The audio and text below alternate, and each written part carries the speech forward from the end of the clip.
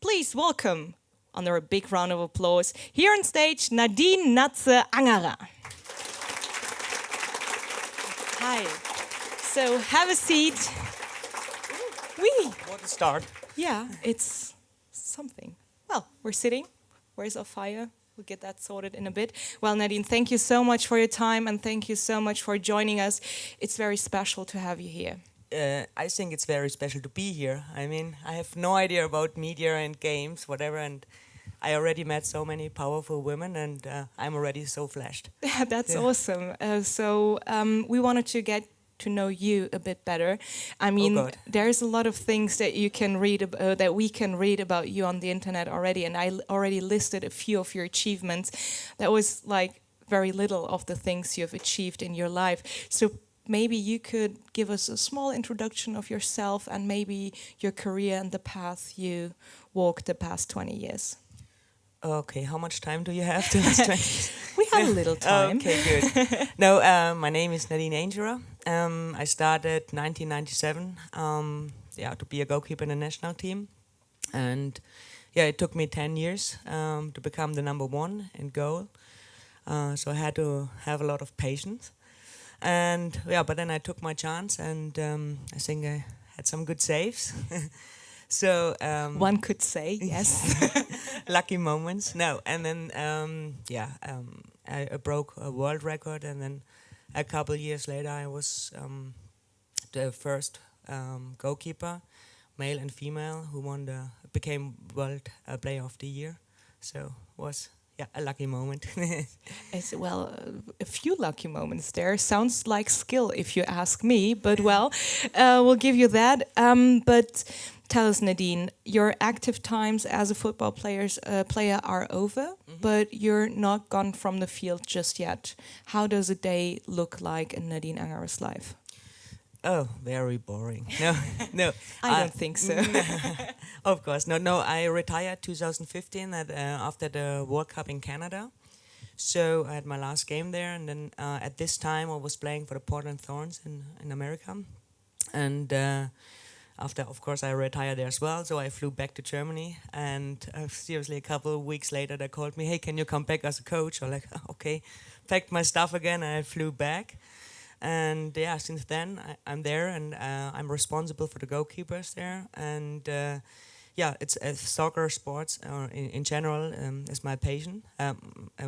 Passion, yeah. So it's I think it was a good transition. I did what I love to do, and now I'm on the opposite side, but I'm still loving what I'm doing. That's a great position, if you ask me. So congratulations to that as well. And Nadine, you have a nickname. Not only I have a nickname, but you have a nickname as well. It's I didn't choose it. I really like it. But how did you get it? Good question. I asked my mom, and she's like, "Actually, I don't know as well. Suddenly you came home, and that was your nickname." So even my parents, my family, my friends, everyone calls me Natze. Yeah. But it's a little bit difficult because I played in Australia, and then I played in America, and if you pronounce it, it calls like Nazi, and I was like, No, we're not gonna stick with that. So I was like, maybe we shouldn't use my German nickname in English-speaking countries. So and since then they call me Germ. Germ. Okay. Or crazy Germ. Okay. Whatever. Yeah. Good. That's a transition. Yeah.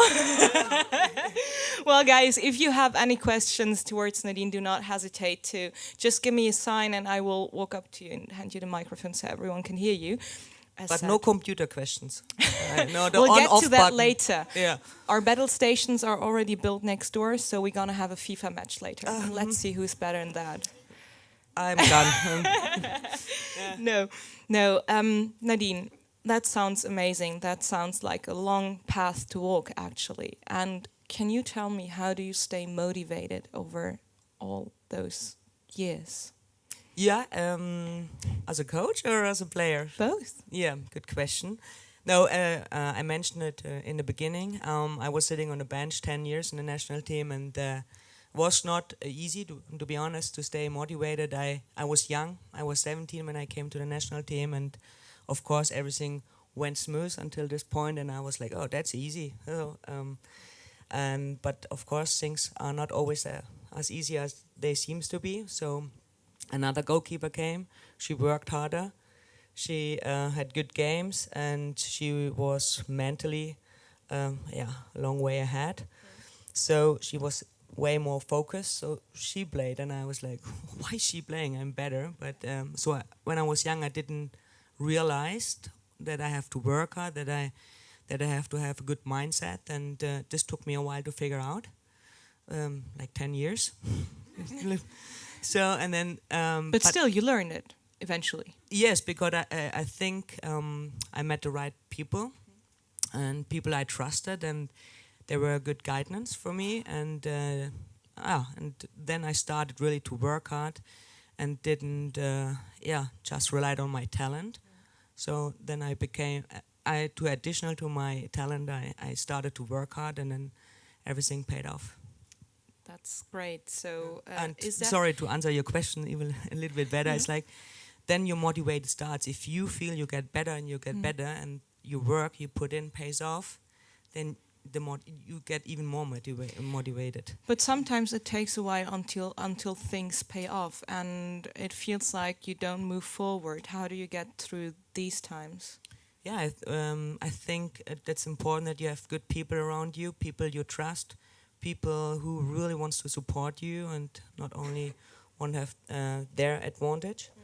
So and this takes a while to figure out who really has trust in you, who really wants the best for you, who really wants to help you. And if you figure out this special people in your life, and they help you, and they're here for you if you doubt yourself, or if you have like a weak faith. So that I think it's and of course it's very important that you reflect yourself, that you don't always think you are the best and I do everything right, that you're not narrow-minded, that you always stay open-minded. Yeah. And that's what you're trying to do. You're trying to be that special person for the athletes that trust you, that you train. Exactly. Yeah, so I try, of course, to be a good goalkeeper coach and train them in the right way and make them better as goalkeepers. But I made the experience that people or coaches are important to be there. If an athlete is doing well, they don't need actually a coach. Then everything goes their way. But I think you really need a coach you rely on, or you really can trust when things are not going your way. So, and I think these are the moments, where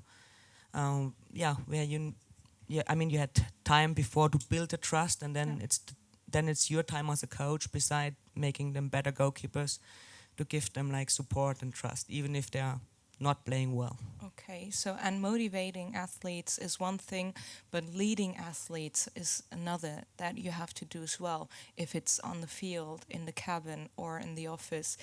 What's the worst a leader can do? Like dictator. I always had like little problems with that's just my character. Different people are of course different, and maybe some other goalkeepers or athletes need a dictator, but I always had a clash with them, and then one of us had to go, mostly the athlete, so me. And I think I never made good experience with like, hey, you do it this and like this and this and this, and there's no room for your own creativity, or for your own thoughts. So I never was good with that. So I really appreciate people who listening, know me as a person, and took the energy and the time to get to know me, and then you start to trust the people because you feel they want just the best for you. Okay, so that's of course the most important aspect of being a good leader, right?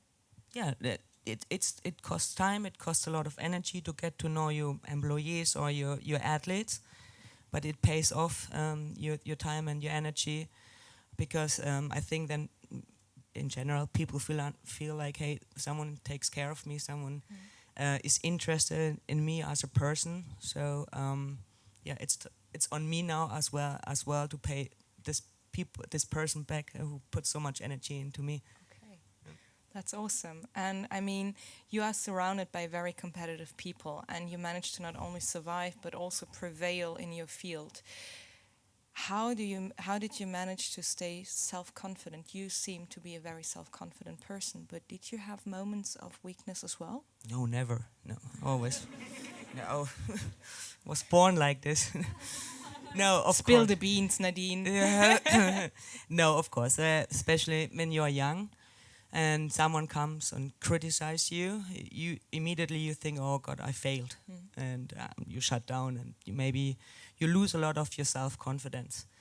But the older you get, and the more experienced you are. I mean, and the more you reflect. First of all, you know how to filter criticism. I think criticism is important. If you have a good leader who criticizes you in a good way, but also gives you like solutions how you can do things better. Okay. That's what I mean. Not only telling someone you're bad at this. This is shit, you are shit, fix it. Yeah, thank you. What should I do with that? Same like with when my goalkeepers come, like, and I would go to them like, hey, you have to catch this ball. Yeah, thanks. Well, thank you. I knew that before. Yeah, give me a solution. Teach me how I can catch this ball. Yeah, and then the older you get, the more you can filter. Okay, you are not really interested in me. So then you pick people like, okay, I can rely on you. Give me information, help me, and then I can pay you back. And then from time to time, you get more self-confidence. Okay. So what will you say? What is the main challenge in believing in oneself? Like the main challenge? Yeah, that you continue in believing in what you are doing. I mean, what I mentioned in the beginning, when I was sitting 10 years on the bench, I don't know, 100 times I wanted to give up. But I always, it came back that I really liked what I'm doing. Like, why should I give it up if just one or two people criticize me? So that's not good. So I had to find a solution for myself to come back to what I really wanted to do, or what I really believed in, and what I really like. So what I wanted to say? Challenge. Yes, always come back to what you believe in. So visualize your goal. Sorry, that pun had to be made. So, guys, does someone have a question in the room? Like, do you want to ask Nadine at this point? Please. Yeah, there you go. I'll come to you. I was wondering, yeah, as a goalkeeper, when you actually get a goal and you can't take it, how do you reset your mind to be confident again that it's not going to affect the rest of the game? This is a very good question, actually. There's also a thing I never understood when I was young, and what I just explained the story that the other goalkeeper was always playing, and like, she's 10 years older, yeah, but I'm maybe better. But it comes back to experience. As a young goalkeeper, and you maybe concede a goal you should have saved, you start maybe directly when it happened, like, oh, you think so much still about the goal you just conceded, but actually the game goes on. As a experienced goalkeeper, you're like, yeah, I already proved so much, I can handle this, let's refocus on the game. So that's a big challenge. So it's important, as it comes back to a coach again, you failed, you should have saved this ball. So it's that's why you need a person you trust. You explain it, hey, this can happen, was not good, but this is the solution. And just give a good feedback and show trust. And thank you so much. I hope that answers your question. Awesome. And as in so many fields, there is a reason that you're doing this job. So you can rely on what you have achieved until now, and a tiny mistake doesn't put your whole career in danger, right? Yeah, exactly. That's what I think Michael Jordan said at one. You have to fail. He said he failed like 800 in basketball. Freiwürfe? Penalties, yeah. And that's what he needed to. I have no idea about things. Yeah. These things from close distance, and and he failed so often, but he needed it actually to become a world-class Freiwürfe. Yeah. I think it's do we have basketball players here? Saying a free throw, that's one. I just wanted to say free throw. Yeah. Okay. All right. So the one that gives 2 points, right? So am I right? Yeah. And you have 2 of them. Well, that's basketball. Yeah. Okay, let's get back to our tiny chat. Nadine, did you have to give something up to get where you are? Yes and no. So let's describe the first 10 years where I was sitting on the bench. Was very, let's say, poor with my mindset and with my experience. So I like to live, and no doubt. So I like to go out. I like to celebrate. I like to hang out with my friends. But especially in a team sport, it's not about you. It's about the team. And then, so it took me a long way to find out when to celebrate, when to when not to celebrate, and or like same with the nutrition. So I wasn't very good with that. So it took me a while to figure this out, and but then after I started to work hard, as I started to put more energy in everything I'm doing, when my friends went on vacation and I didn't go, my friends went out 2 days before a game. I was like, sorry, I can't, because I wasn't only responsible for me. I had a whole team, so I would have punished the whole team. So and then you have to give up things, but in the end, it wasn't hard for me anymore to give this up, because I know where I'm going. I had an absolutely vision, a goal, where I wanted to go.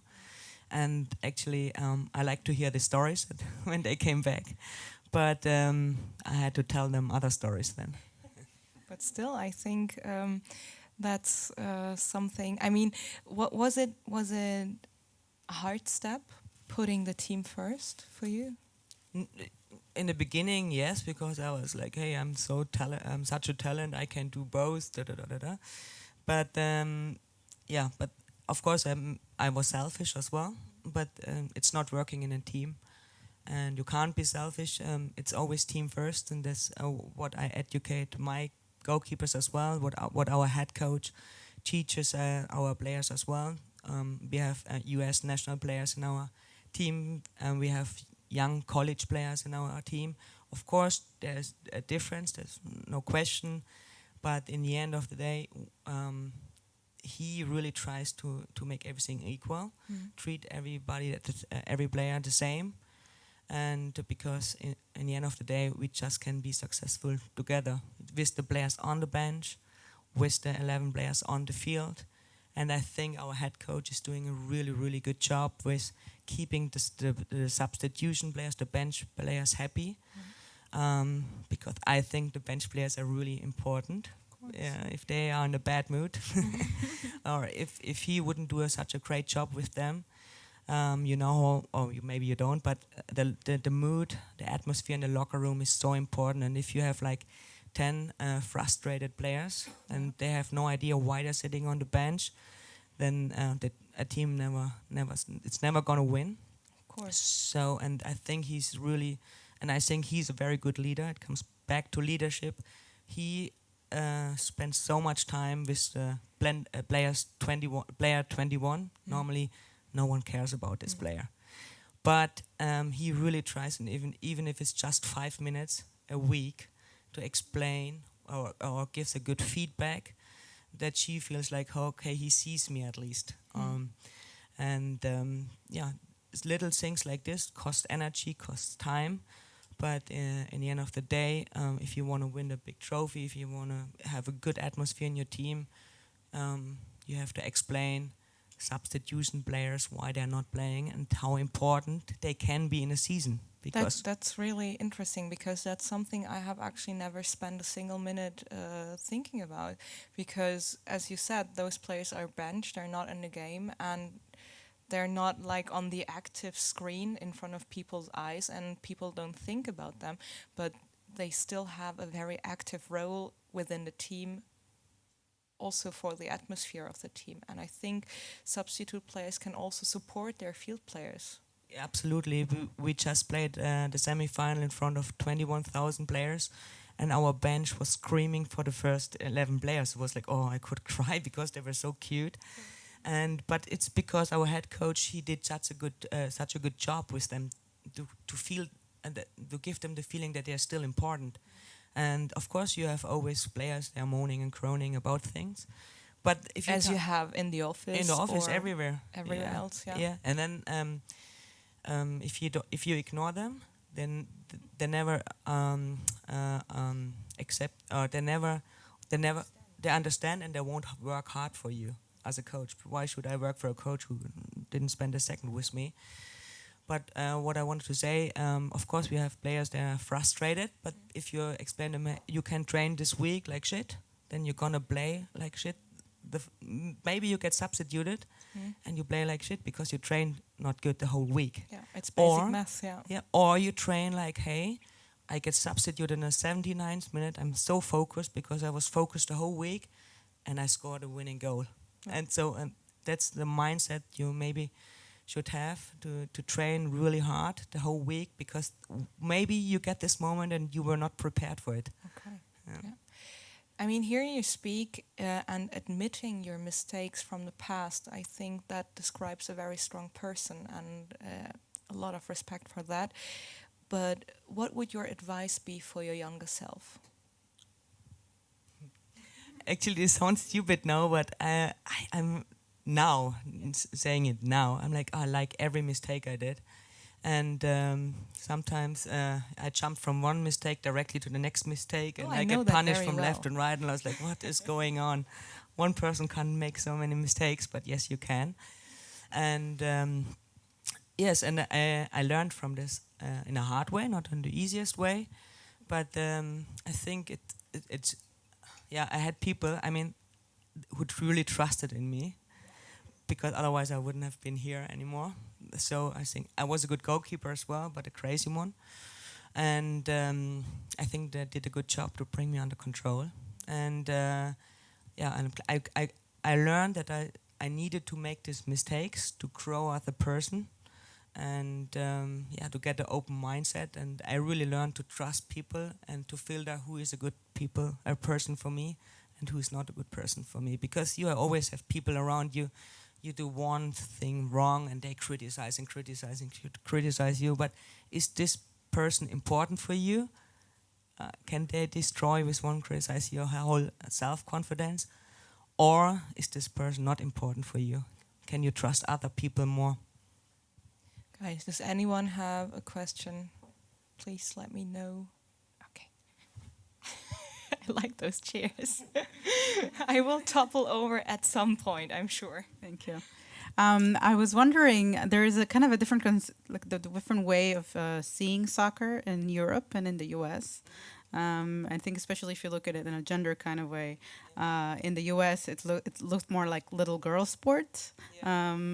And I wonder, like, what's your experience of it? You have chosen to work and live there in soccer. So I wonder how you see the differences in the way people see soccer here and there. Good question. It's really difficult. No, it's really different. I would say, it's a fact in the US. Soccer is a women's sport, so young girls play soccer. As a boy, if you play soccer, it's like, what the heck? It's a female sport. So as a boy, you play baseball, basketball, rugby, football. Exactly. So it's different, absolutely. What I just mentioned that we have every home game. We have at least 17,000 people watching the games, and it's unbelievable. And the national team, women's, has a lot more spectators than the men's. Payment is still same like here. That's the crazy part of it. But the US girls, for example, they did a really good thing. They took some lawyers, and they are right now forcing for equal pay. So they really stand up together because they're very powerful, and the women's. And I think they're really fighting for their rights at the moment, and it's a first step. Okay, I hope that answers the question. Here's the water. It's really warm. I'm a here, little bit sick. I just came back. Airplane flu. Any other? There you go. I love your shirt, by the way. Oh, yeah, me too. Thanks.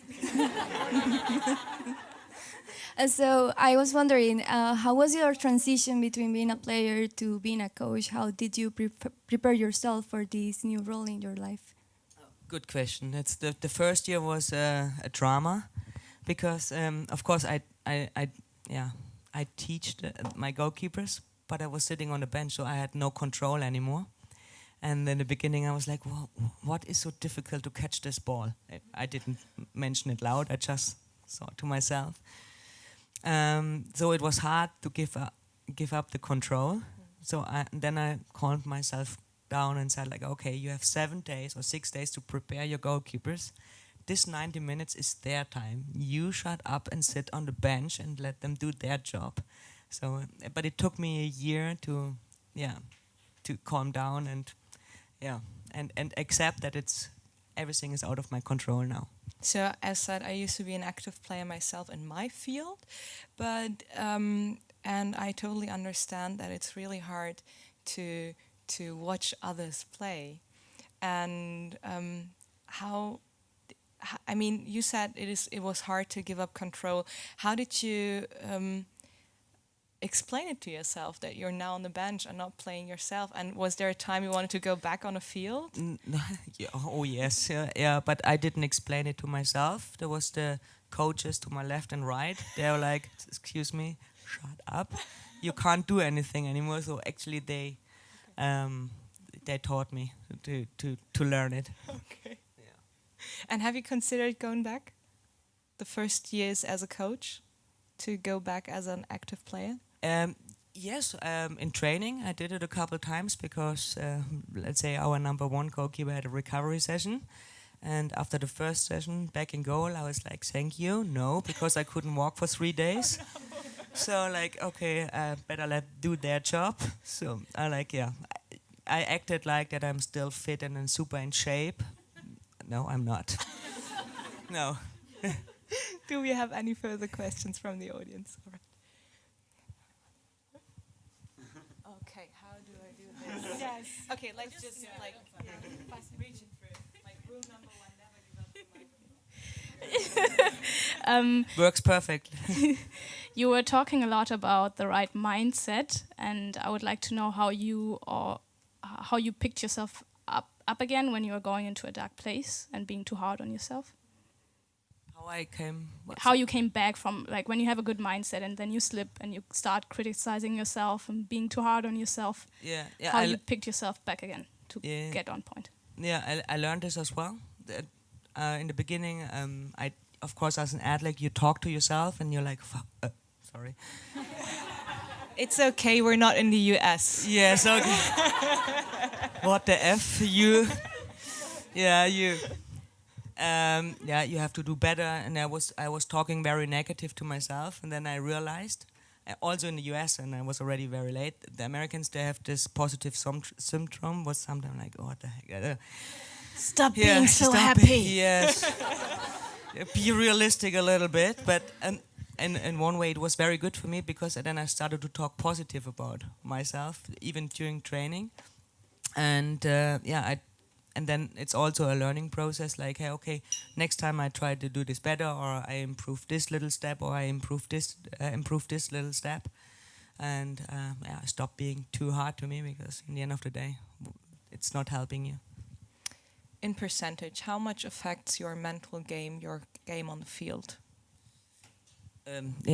Especially as a goalkeeper, it's I think it's like 60%. What you asked earlier is when you concede a goal and you are able to switch on and like, okay, it happened, but I can't change it anymore. Accept it and be focused on the rest of the game. I think it's 60%. Especially as a goalkeeper, you know one mistake and the whole team is suffering, or one mistake and you losing a final. What a whole team was working 3 months for this one moment. If you mess up now, then you have to be mental very strong. And sometimes there are goalkeepers, they're so much better than others, but they can't handle the mental part. So in training, they're so much better. But when it comes to really games where you have so much pressure, they fail because they can't control it anymore. Do you have mental coaches working with you? They tried, but yeah. Not with you as a person, but with your team, I mean. Yeah, they tried as well. But, I think it's in general it's a very good thing. I have to say this now. It's a very good thing, but I personally was a little bit complicated, I think. But some players they really work with mental coaches and it helps. But once one mental coach came to me and he's like, lie on your back.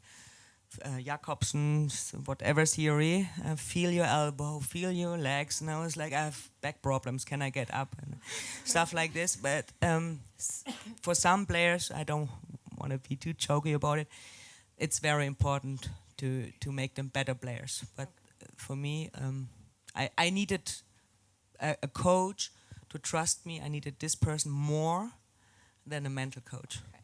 But for other players, it's the other way around, so it's everyone is different. All right. Why you are so far away from me now? And because I'm standing here for my audience, so I can already.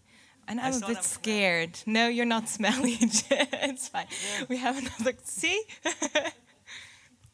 Sorry, never give up the microphone. You asked us to not ask about video games, but I still want to ask you one question. How do I play? No, do you have an opinion on the debate of eSports being recognized as sports, or do you just don't care? No, I started actually to read about it. It's unbelievable how much we spoke in our speech about it. How much money different clubs pay for players, like 1.2 million. It's like that was one of the transfer sums, but there was an exception. But still, like we're having transfer sums in the hundreds of thousands of dollars and. It's getting more and more professional. Yeah, it's unbelievable. I'm reading about it, and for me, it's like, what is this? I'm growing up, and I went outside and I played, but I'm old. So, but it's just different, and I think it's a really, really interesting, area. And to be honest, it is comparable to the rise of football back in the day. So it is the same mechanisms kicking in, and of course, in a young country like USA, you're probably going through the different phases of football yourself. What have you learned the past years as your function as a coach in the US? Did something change already over the past years? Besides, of course, now the female pro players standing up for themselves for equal pay, as you already told us? Actually, the men try to develop their program. No, it's in general, soccer is, or football, I don't know. In America, they say soccer. I know, it's terrible, isn't it? Yeah, let's say football. So, yeah, it's the first thing I have to teach them. Kick it with your foot, you know? Exactly. I mean, it's not I have the luxury to live in the Pacific Northwest, so there's just basketball and soccer. So it's easy because everyone loves soccer there. We have the Timbers, Portland Timbers, Seattle Sounders. Even it's like Borussia Dortmund and Schalke. They hate each other, but I love it because they have a fan culture. It has to be like a grudge match position. It's unbelievable, yeah. And but in the rest of, you have like teams, Mans, Houston, and Texas. They have no idea what it is. So the Mans have 3,000 people watching their games. So it's like, it's like they're still in their children's shoes. Can you say it like this? It's like cricket here in Germany. Exactly, cricket. So boring. I watched it in Australia. I tried. I left after 20 minutes. And but it's, I feel you. Yeah. I googled cricket for dummies during the game. Even then I didn't get this. Anyway, so the Mans actually, they bring a lot of stars from Europe to the US at the moment to make it more popular.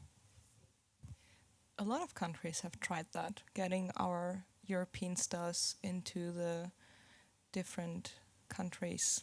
Well, let's see how that works out. But thank you for that insight, guys. Do you have any further question? We also have a microphone for you, Johannes. There you go. Question so far? No? Then I'll just continue. Okay. So Nadine, we talked about self-confident. Let's bring it back to that topic. What would you tell a person who doubts themselves?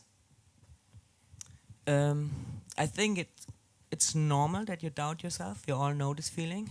I think it would be unnormal if you never doubt yourself. Then it wouldn't be healthy anymore. And I think it would be counterproductive.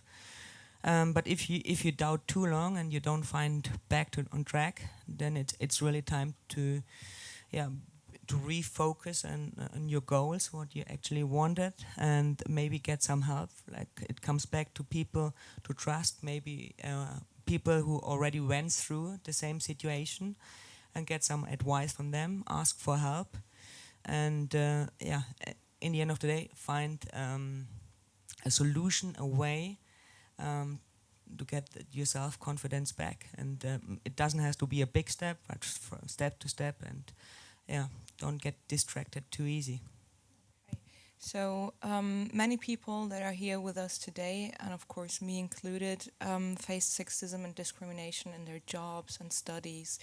How was it with you? I'm pretty sure you were no exception, obviously, but how did you handle it? Of course, I mean, women's soccer in Germany, of course, I started 25 years ago. I think we all have this Stammtisch now talk. I mean, it's this typical prejudices like, women can't play soccer and you should stay at home, 25 years ago, get children and cook and I mean, stuff. see where it got you, right? Yeah, yeah, exactly. But I didn't, to be honest, I heard this as well, but I never understood exactly why people are saying like this, because I had this inner drive to play soccer. I like to do sport, to run behind the ball, later to catch the ball. But so I heard this prejudices, but I was like, I don't get it, and I actually don't care. So I think some of us have like a thinner skin, some have a little bit a thicker skin, and I'm like, I don't care what you're saying. I have my goal, and I have my ideas, I have my passion, and just one person or a lot of more person can't distract me from what I love to do. And because that's the thing, you can hear just the people who criticize you, or you hear all the other voices who love what you're doing. And I try to see the positive parts. And I mean, why is that? We have so many people agreeing on what we're doing, and then there's like, let's say, one person that is so negative about something for his own reason. They don't have to be true, actually. They just are negative because of reasons, let's put it that way. Why does it affect us so much, and why can't we focus like on all the other positive things? First of all, I think it's also a little bit a mentality thing. It's especially of women's as well. We want to be perfect. We don't want to fail. But first of all, what we said earlier, it's good to fail, and I think it's also a learning process to get self-confident. The more success you have, the more self-confident you get, or the more you can filter people who you know they want to criticize me just to criticize me, or there are people that criticize me, but they know there will be a good outcome. So they just want to help. So we have to focus more on constructive criticism. Criticism is good. Constructive is even better. And then learn from it, and trust people. All right, guys, do we have any further questions for Nadine? Yes. Oh yes, there is a microphone for you. I just would like to know how you see this whole thing going on with social media these days. And as you were a player, I think there was not so much social media thing going on. And is there any negative effects of this whole thing? And do you have to struggle with that as a coach, for example? actually before the World Cup 2011 in Germany, we had the German Soccer Federation. They freaked out a little bit because there were so many rules, FIFA rules. What can you publish? What you can't publish? And where do you get a punishment? What are we? I don't know. With all the brands, and we had an hour. We had like they explained us all the rules, what we are allowed to do, what we are not allowed to do. This was a completely new area for us because we thought, take a picture, write. At this time, Instagram wasn't that big. Twitter, we can write about the meeting, about this, but we were not allowed.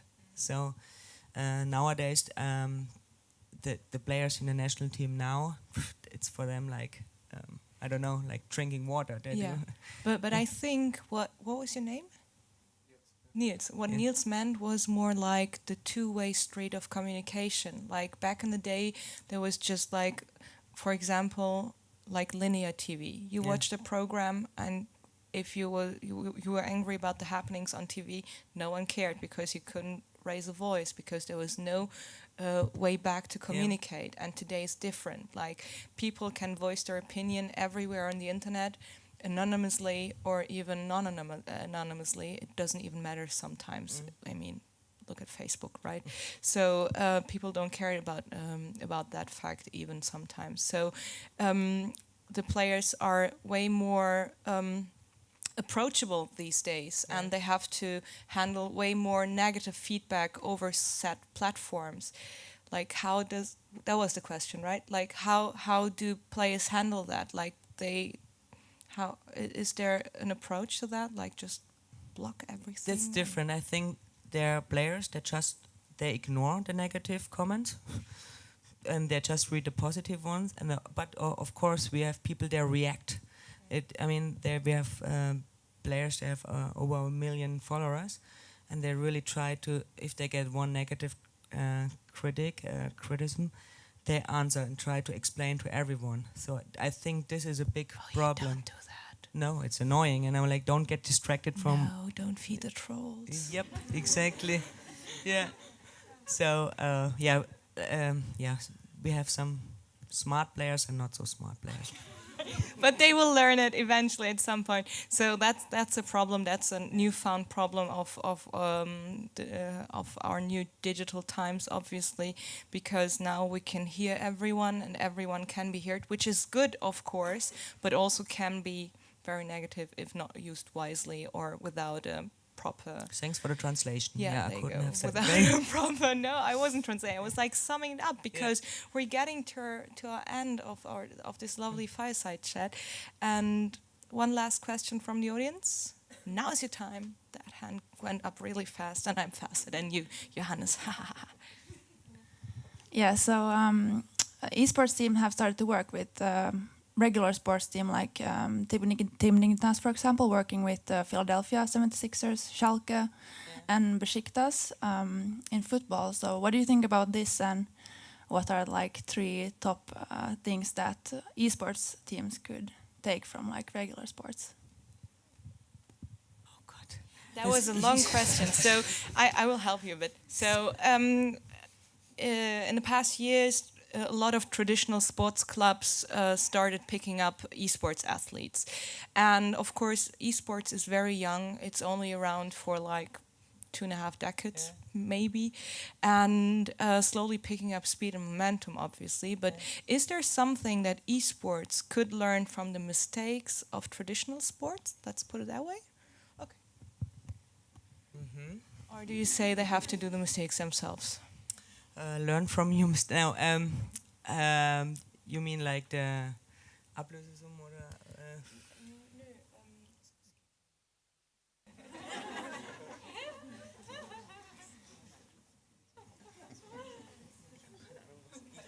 Okay.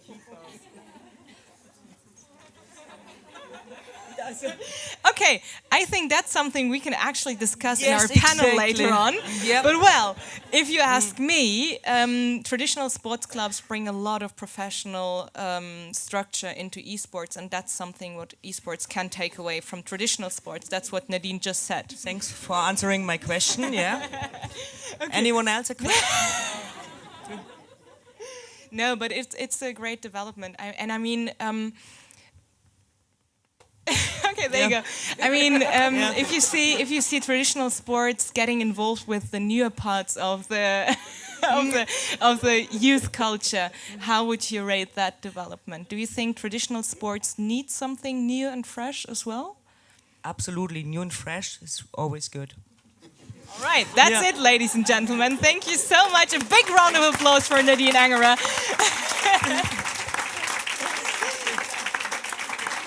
It was so awesome. And guys, follow her on Twitter. And will you be around for later? I should play eSports. Okay, go train. We'll talk later. And if you have any other questions for Nadine.